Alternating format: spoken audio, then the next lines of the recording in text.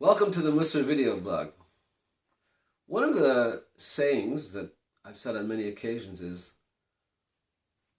people say, I really want to be better in the way that I deal with people. But the main obstacle in dealing with people in a really good way, the main obstacle is people. They don't cooperate. I'm trying to be nice. I'm trying to be understanding.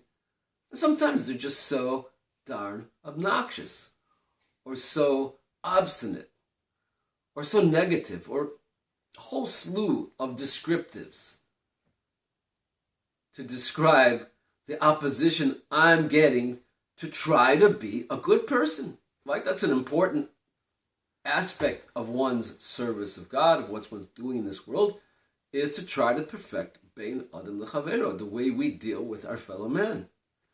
And if it wouldn't be for people, I would have it down pat. But people keep messing it up for me.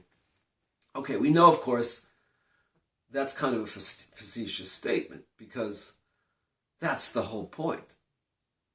That people don't cooperate, and it's my job to figure out how to maintain my equanimity, and more than that, to actually grow from the experience, to become a better person. So I think if we look in this week's parsha and other parshas dealing with Yaakov Avinu, our father Jacob, and we take a look at the experiences that he had to endure and the people that were playing a major role in his life, and it's hard to imagine that most of us have anything on the scale that he did. I mean, he had a brother, Esav, who turned into one of the major, you name it, murderers, adulterers, idolaters, who wanted to kill his own brother Yaakov, who was a conniving, clever young man, who almost was able to deceive his father. This is what Yaakov had to grow up with in the house. He had to run away because his brother wanted to kill him. Where does he end up? With Lavan, one of the all-time classic Hall of Famer scoundrels. Man, deceitful as can be, conniving, you name it.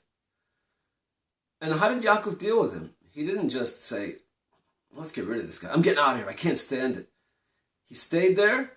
He dealt with it. And if you read the Torah, some of the descriptions, how the conditions were not always of such a ideal nature. Sometimes the conditions were quite arduous, grueling. And just dealing with Lavan himself was in and of itself a quite unpleasant experience.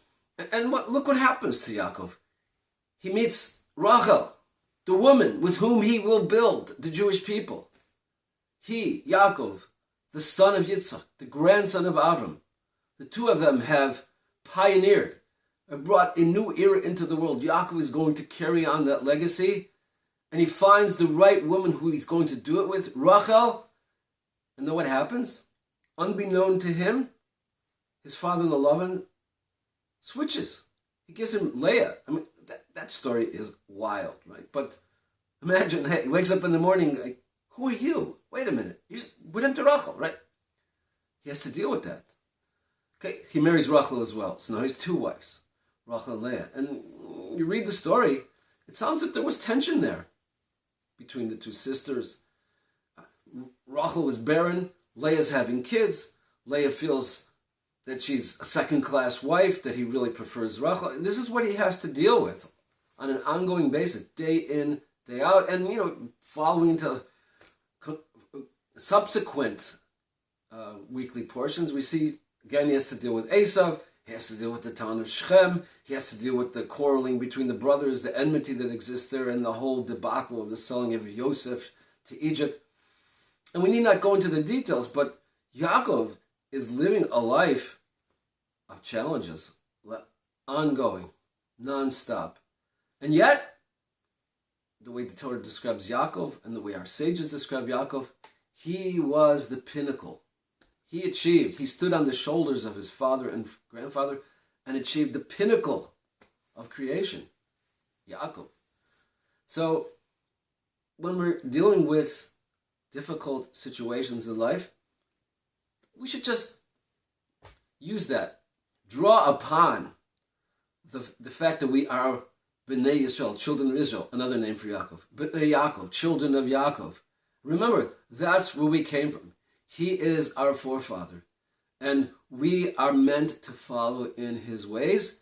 We should look upon him as an outstanding example of dealing with difficult situations. Use it as a source to derive strength and say, recognize that we're following in his footsteps and we can do it. And as difficult sometimes people are, if we work hard, we can do it. He did it on his level, we can do it on our level. We are the children of Avraham, Yitzhak, and Yaakov, and we have within ourselves the wherewithal to be able to deal with all of these difficulties, challenges that exist in our lives. And if we put our minds to it and put our hearts to it, slowly but surely, we will succeed. See you next time.